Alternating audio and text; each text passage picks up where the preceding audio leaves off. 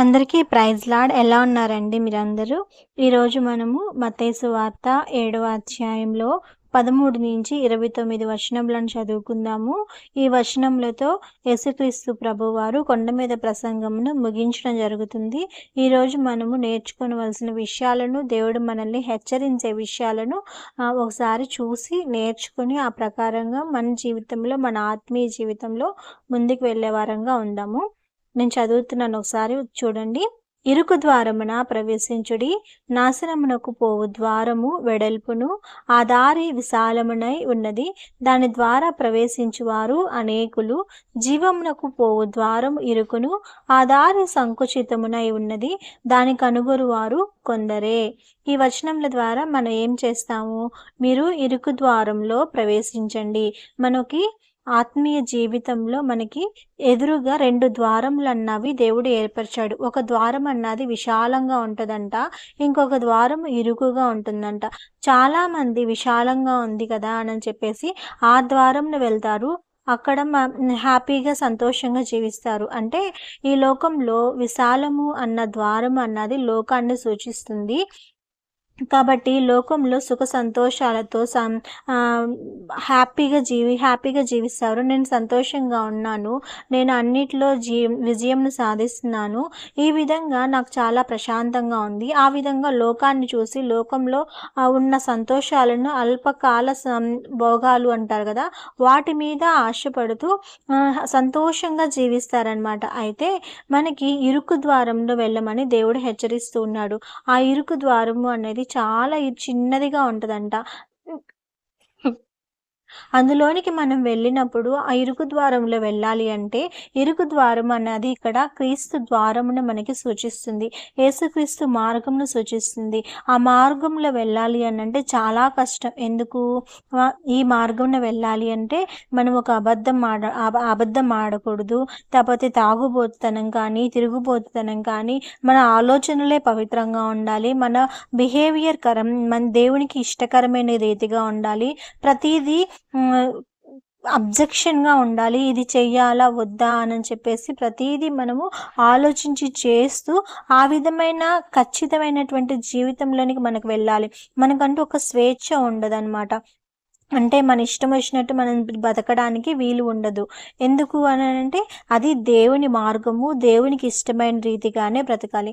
ఆ విధంగా బ్రతికే వాళ్ళు చాలా తక్కువ మంది ఉంటారు. అబ్బా, ఎందుకు నాకు ఇంత కష్టమైన జీవితం, నేను ఎందుకు జీవించాలి, నేను మళ్ళీ విశాలమైన మార్గంలోనికి వెళ్ళిపోతే సరిపోతుంది కదా అని చెప్పేసి మళ్ళీ లోకంలో కలిసిపోయేవారు ఉంటారు. కానీ ఎంత కష్టమైనా, ఎంత ఇబ్బంది అయినా ఆ మార్గంలో నువ్వు వెళ్ళినప్పుడే నువ్వు పరలోక రాజ్యంలో చేరగలుగుతావు. నాకు ఈ మార్గం చాలా కష్టంగా ఉంది, క్రీస్తు మార్గంలో నేను వెళ్ళాలి అని అంటే అది నాకు చాలా వేదనగా అనిపిస్తుంది, చాలా స్వేచ్ఛను కోల్పోయినట్లుగా అనిపిస్తుంది అని చెప్పేసి లోకాన్ని చూసినప్పుడు, అంటే ఆ విశాలమైన మార్గంను చూసినప్పుడు మనకు అనిపించవచ్చు. కానీ ఇరుకు ద్వారం మాత్రమే మీరు వెళ్ళండి, అప్పుడే మీరు పరలోక రాజ్యంలో చేరగలుగుతారు. విశాలంగా ఉంది అని చెప్పేసి వెళ్తారు. అలా చాలామంది వెళ్ళేవారు ఉన్నారు, కానీ అది నరకానికి దారి తీస్తుంది. ఎంత కష్టమైనా యేసుక్రీస్తు మార్గం, నేనే జీవము మార్గము అని చెప్పేసి అన్నారు. కాబట్టి యేసుక్రీస్తు మార్గంలోని మనం వెళ్ళినప్పుడు మనము పరలోకంలో ప్రవేశించగలుగుతాం. ఈ మాటలని ఆయన ఇక్కడ మనకి చెప్తున్నారు.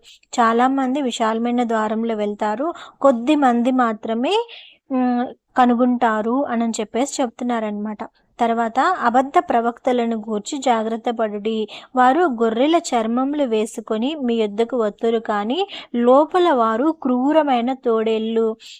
వారి హృదయాలలో క్రూరమైన తోడేళ్ళుగా ఉంటారు, కానీ వాళ్ళు మాత్రము గొర్రె చర్మములలాగా మేము చాలా సాధువులము, మేము చాలా మంచివారము అన్నట్లుగా వేషం వేసుకొని మన దగ్గరికి వస్తారంట.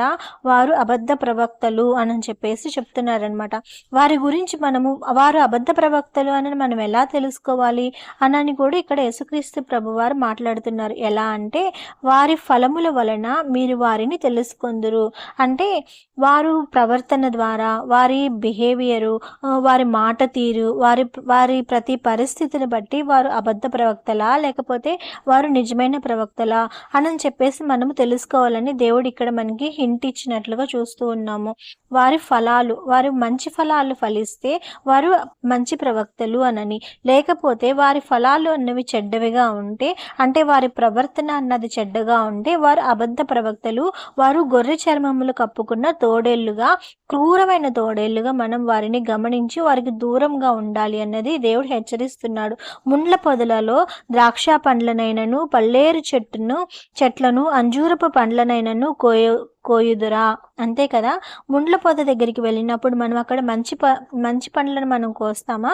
లేదు కదా. ద్రాక్ష పండ్లు అక్కడ దొరుకుతాయా? ముండ్ల పొదల్లో దొరకవు. పల్లేరు చెట్లు దొరుకుతాయా? అంజూరపు పండ్లు దొరుకుతాయా? అక్కడ దొరకవు. ఎందుకంటే అది ముండ్ల పొద అన్నది గుచ్చుకుంటూ అట్లా ఉంటుంది. కాబట్టి అక్కడ మనకి మంచి మంచి ఫ్రూట్స్ దొరకాలి, మంచి మంచి ఆత్మీయమైన ఫలాలు దొరకాలి అని చెప్పేసి మనం అక్కడ చూడకూడదు. దాన్ని బట్టి మనము వచ్చినటువంటి వ్యక్తి అబద్ధ ప్రవక్త లేకపోతే నిజమైన దేవుని సేవకుడా అన్నది మనం గ్రహిస్తాము. ఏ విధంగా? వారి యొక్క ఫలాలను బట్టి మనం గ్రహిస్తాము. అంటే వారిలో ఆత్మ ఫలాలు ఏవైతే ఉన్నాయో వాటిని బట్టి మనము అతను మంచి ప్రవక్తనా లేకపోతే అబద్ధ ప్రవక్తనా అన్నది మనం ఇక్కడ గ్రహించగలుగుతాము. వారిలో చెడ్డ ఫలాలు గనుక ఉంటే వారు అబద్ధ ప్రవక్త అని తెలుసుకుంటాము. లేకపోతే వారిలో మంచి ఫలాలు కనుక ఉంటే వారిని మనము నిజమైన ప్రవక్తలు అని తెలుసుకుంటాం. అలాగనే ప్రతి మంచి చెట్టు మంచి ఫలములు ఫలించును. ఏదైనా ఒక మంచి చెట్టు ఉందనుకో, అది మంచి ఫలాలనే ఫలిస్తుంది. పనికిమాలిన చెట్టు కాని ఫలాలను ఫలిస్తుంది.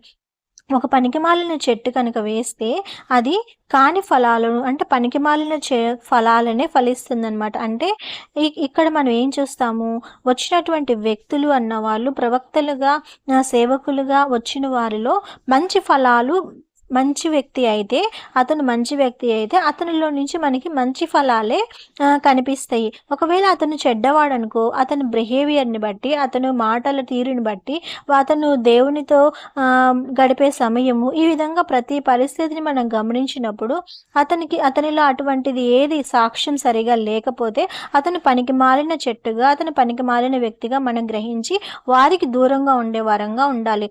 దేవుడు ఈ మాటలు మనల్ని హెచ్చరిస్తున్నారు. మీరు ఎవరు కరెక్ట్గా ఉన్నారు, ఎవరు సరైన వారుగా ఉన్నారు అని గ్రహించాలి అన్నది ఇక్కడ కొలత చెప్తున్నారనమాట. మంచి చెట్టు కాని ఫలములు ఫలింపనేరదు. ఏదైనా ఒక మంచి చెట్టు ఉంటే అందులో చెడ్డ ఫలాలు అన్నవి రావు అని చెప్పేసి చెప్తున్నారు. పనికి మాలిన చెట్టు మంచి ఫలాలు ఫలింపనేరదు. పనికి మాలిన చెట్టు ఏం చేస్తుంది? మంచి ఫలాలను ఇవ్వదనమాట. కాబట్టి మంచి ఫలాలు ఫలింపని ప్రతి చెట్టు నరకబడి అగ్నిలో వేయబడుతుంది. అంటే వాళ్ళందరూ ఏం చేస్తారు? మంచి చెట్టు కాకపోతే వాళ్ళందరూ ఏంటంటే నరకంలో వేయబడతారంట. అంటే వారికి నరకాగ్నియే అవుతుందన్నమాట. కాబట్టి మీరు వారి ఫలముల వలన వారిని తెలుసుకొందురు. వారి ప్రవర్తనని బట్టి, వారి సాక్ష్యాన్ని బట్టి వారిని మనము తెలుసుకునే వారంగా ఉంటామన్నమాట. ఎవరు మంచివారు, ఎవరు చెడ్డవారు అన్నది. ఇక్కడ ఇంకొకటి చెప్తున్నారు, వారు కూడా ఒకవేళ ప్రభువా ప్రభువా అని చెప్పేసి వాళ్ళు కూడా ప్రార్థించవచ్చు, లేకపోతే వారు వాక్యం చెప్పవచ్చు, గొర్రె చర్మం వల్ల సాధువులుగా జీవించవచ్చు. ఇక్కడ యేసుక్రీస్తు ప్రభు వారు ఏం చెప్తున్నారంటే, ప్రభువా ప్రభువా అని నన్ను పిలుచు ప్రతి వాడును పరలోక రాజ్యంలో ప్రవేశింపడు. నన్ను కనుక పిలిచారు వారు దేవుళ్ళలో ప్రవేశిస్తారు అని చెప్పేసి, పరలోక రాజ్యంలో ప్రవేశిస్తారు అని చెప్పేసి మీరు అనుకోవద్దు. ప్రవేశింపరు అని చెప్తున్నాడు అనమాట. కానీ పరలోకమందున్న నా తండ్రి చిత్త ప్రకారము చేయువాడే ప్రవేశించును.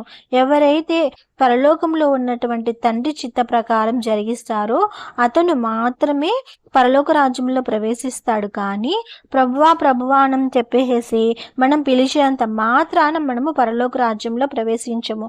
అంటే ఒకవేళ మనము బాప్తిసం తీసుకోవచ్చు, లేకపోతే రక్షణలోనికి రావచ్చు, కానీ మనము మంచి పనులు చేసి దేవునికి చిత్తమైన తండ్రి చిత్త ప్రకారం మన జీవితం లేకపోతే కనుక మనము ఎంత బాప్తిసం తీసుకున్నా, ఎంత మామూలుగా జీవిస్తున్నా కూడా మనం పరలోక రాజ్యంలో ప్రవేశించము. ఎప్పుడైతే తండ్రి చిత్త ప్రకారమే జీవించగలుగుతామో అప్పుడే మనం పరలోక రాజ్యంలో ప్రవేశించే వారంగా ఉంటామన్నమాట.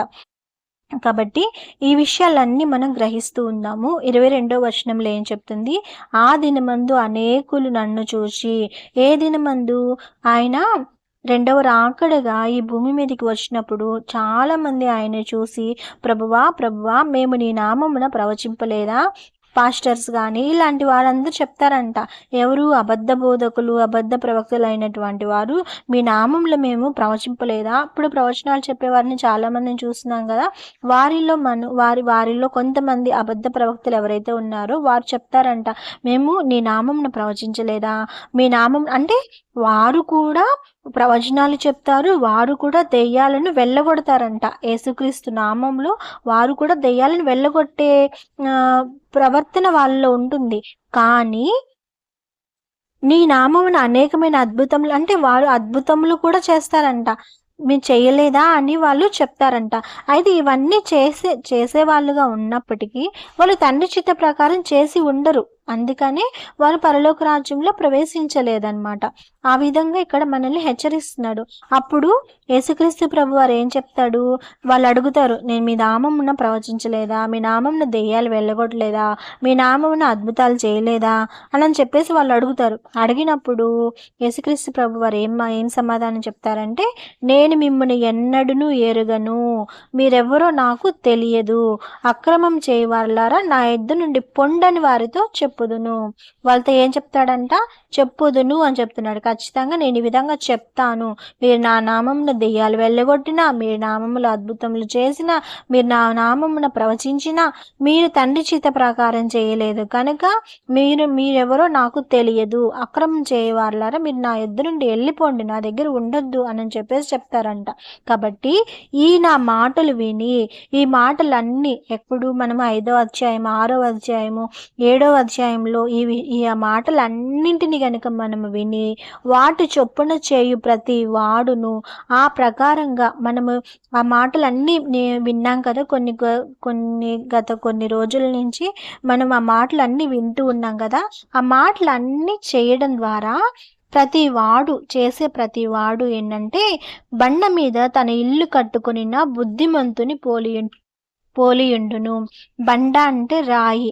అది యేసుక్రీస్తే మన బండ అయి ఉన్నాడు. అంటే క్రీస్తులో మనము మన ఇల్లు కట్టుకుంటే గనుక ఈ విధమైన మాటలన్నీ విని ఆ ప్రకారంగా మనం చేస్తే కనుక వానలు కురిసినా, వరదలు వచ్చినా, గాలి విసిరి ఆ ఇంటి మీద కొట్టెను, కానీ దాని పునాది బండ మీద వేయబడిను కనుక అది పడలేదు. కాబట్టి మనకి ఎన్ని కష్టాలు వచ్చినా, ఎన్ని శ్రమలు వచ్చినా, వానలు, వరదలు, గాలి అన్నవి మనకు శ్రమలు వచ్చినా, బాధలు వచ్చినా, హింసలు వచ్చినా, ఎటువంటివి వచ్చినా కూడా ఈ ప్రకారము మనం తండ్రి చిత్త ప్రకారం చేయాలి. అంతకుముందు అధ్యాయంలో మనం ధ్యానించిన రీతిగా మనం చేసినప్పుడు మనం పునాది అన్నది క్రీస్తు మీద వేయబడింది కాబట్టి మనము పడిపోయే వారంగా ఉండము. మన ఇల్లు అన్నది గట్టిగా స్థిరంగా నిలబడుతుంది. మరియు ఈయన మాటలు విని వాటి చొప్పున చేయని ప్రతివాడు, ఈ మాటలు విని కూడా వాటి ప్రకారంగా చేయని ప్రతి వాడు కూడా ఇసుక మీద తన ఇల్లు కట్టుకొనిన బుద్ధిహీనుని పోలియుండ్రు. ఇసుక మీద తన ఇల్లు కట్టుకొనిన అంటే తన ఆత్మీయ జీవితంను ఇసుక మీద కట్టుకున్నట్లుగా మనం ఇక్కడ గ్రహించవచ్చు. కాబట్టి అలాంటి వాళ్ళు ఏమవుతారు? బుద్ధిహీనుడు అని చెప్తున్నారు. అలాంటి వారు ఆ ఇసుక మీద ఇల్లు కట్టుకున్నారు, కానీ వాన వచ్చినప్పుడు ఏమవుతుంది? వరదలు వచ్చినా, గాలి విసినా ఆ ఇల్లు కొట్టివేయబడుతుందనమాట, కూలబడిపోతుందనమాట. దాని పాటు గొప్పది అని చెప్పేసి చెప్తున్నారు. కాబట్టి మనము యేసుక్రీస్తు మాటలు విని ఆయన ప్రకారంగా జీవించుతూ, ఆయన ప్రకారంగా మనము మన ప్రవర్తనను మార్చుకుంటూ, దేవుని చిత్త ప్రకారంగా, తండ్రి చిత్త ప్రకారంగా మనం జరిగించినప్పుడు బండ మీద కట్టుకొనిన ఇల్లును పోలి ఉంటాము. మన జీవితంలో ఎటువంటి శ్రమలు, కష్టాలు, బాధలు ఏ వచ్చినా కూడా మనము బెదిరిపోయే వారంగా ఉండము. మన ఇల్లు పడిపోయేదాగా ఉండదు. మన పునాది అన్నది గట్టిగా స్ట్రాంగ్గా నిలబడుతుంది.